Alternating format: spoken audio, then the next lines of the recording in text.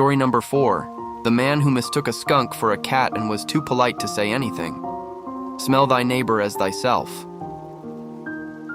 Meet Harold, a retired librarian with the reflexes of a sloth in a hammock and the unwavering politeness of a Canadian monk. Harold lived alone in a cozy cabin just outside of town, where he spent his days reading historical romance novels, knitting woolen socks for squirrels, don't ask, and politely apologizing to inanimate objects when he bumped into them. One evening, while sipping lukewarm chamomile tea and wearing a robe that resembled an off-brand Jedi costume, Harold noticed a small black and white creature on his porch. It looked cold, it looked sad, it looked cat-adjacent. "Ah," Harold said, peering through bifocals thicker than lasagna.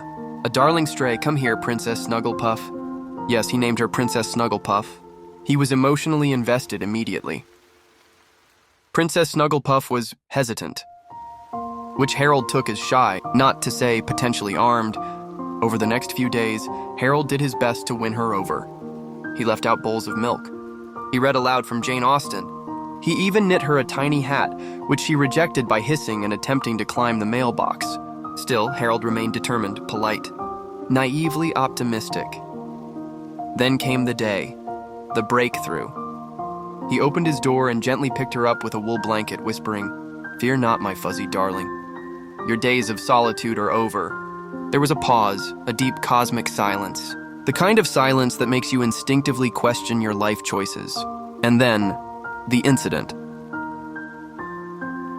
Princess Snugglepuff deployed, a spray of mist, a chemical weapon of mass devastation.